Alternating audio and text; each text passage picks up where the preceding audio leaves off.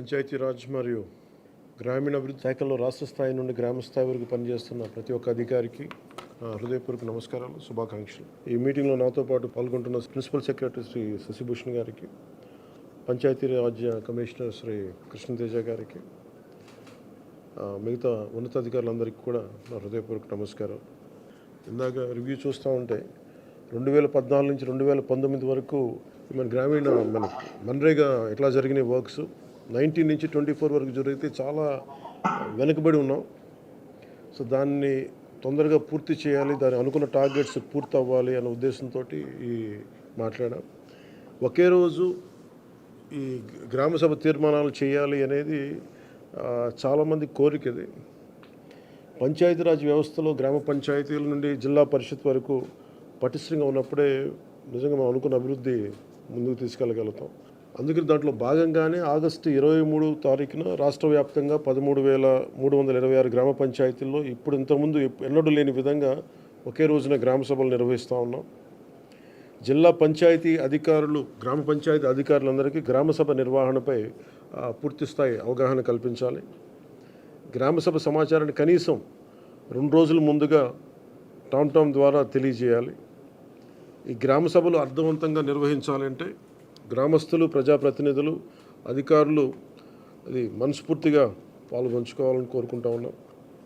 ఈ గ్రామ సభల్లో ఉపాధి హామీ పథకంలో ప్రతి కూలీ కుటుంబం సంవత్సరంలో 100 రోజులు పనిచేసే విధంగా అవగాహన కల్పించాలి.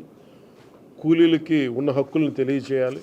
రైతులకు ఉపాధి హామీ పథకాన్ని సద్వినియోగం చేసుకోవడానికి సంబంధించిన పనుల వివరాలను గ్రామ సభల్లో ప్రతి ఒక్కరికి అర్థమయ్యే విధంగా తెలియజేయాలి. దాంట్లో ముఖ్య కీలకమైనవి మనకి దాదాపు 44 నుంచి 46 దాకా పనులు నిర్దేశింపబడ్డాయి. మీరు కొంచెం వివరంగా చూసి ఆ గ్రామాల్లో ఆ ప్రయారిటీని బట్టి ముందుకు తీసుకెళ్లవలసిందిగా కోరుకుంటా ఉన్నాం. అదేవిధంగా 24-25 ఆర్థిక సంవత్సరంలో ఉపాధి హామీ పథకంలో చేపట్టవలసిన పనుల వివరాలను గ్రామసభలో చర్చించి గ్రామసభ ఆమోదం తీసుకోవాలి. ఇది ప్రత్యేకించి గత కొన్ని సంవత్సరాలుగా మేము క్షేత్రస్థాయిలో తిరుగుతున్నప్పుడు మాకు అనిపించింది ఏంటంటే గ్రామసభ అనేది ఒక నామకే వాస్తేలా అయిపోయింది. దీన్ని నిజంగా గ్రామసభ అలా జరపాలి. ఇది ఏదో జరిపామని కాకుండా నిజంగా అన్ని వర్గాల ప్రజల్ని ఆ గ్రామసభలో పార్టిసిపేట్ చేసేలాగా మీరు కొంచెం చర్యలు తీసుకోవాలి. ఉపాధి హామీ పథకంలో చేపట్టే పనులు పేద కూలీలకి, రైతులకి, గ్రామానికి ఉపయోగపడే ఉత్పాదకత పెంపొందించే ఆస్తులను నిర్దేశించిన నాణ్యత ప్రమాణాల ప్రకారం పూర్తి చేయాలి. ఉపాధి హామీ పథకంలో చేపట్టే పనుల నాణ్యత విషయంలో ఎలాంటి రాజీ లేకుండా పూర్తి స్థాయి నిబద్ధతతో ప్రతి ఒక్కరు పనిచేయాలని నేను మనస్ఫూర్తిగా కోరుకుంటా ఉన్నాను. గత 2 నెలలుగా రివ్యూలు చేస్తున్న పనిలో కొన్ని క్షేత్రస్థాయి పర్యటనలో నా దృష్టిలోకి వచ్చినవి కూడా మీకు తెలియజేస్తాను. అలసత్వం వహించిన వారిపై ఎలాంటి మొహమాటం లేకుండా క్రమశిక్షణ చర్యలు తీసుకుంటాం. మండల స్థాయిలో పథకం అమల్లో పూర్తి బాధ్యత వహించవలసిన ఎంపీడీఓలు ఇక మీద మన రిక్వెస్ట్, ఎంపీడీఓలు పూర్తి బాధ్యతతో వ్యవహరించాలని నేను కోరుకుంటా ఉన్నాను.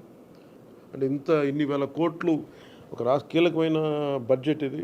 ఇన్ని వేల కోట్లు ప్రజలకు చేరకుండా ఇబ్బంది అవుతా ఉంది.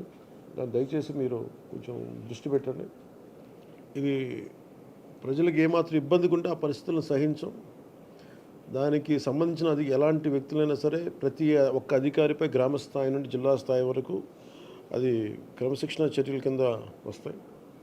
ఈ ప్రభుత్వం చాలా కమిటెడ్గా ప్రజలకి చెయ్యాలి అన్న చాలా బలమైన ఆకాంక్షతో ఉన్నాం. ఏ స్థాయిలో అవినీతి జరిగినా కానీ దాన్ని నిలువరిస్తాం. అవినీతిని ఏ స్థాయిలో కూడా దాన్ని వదలం.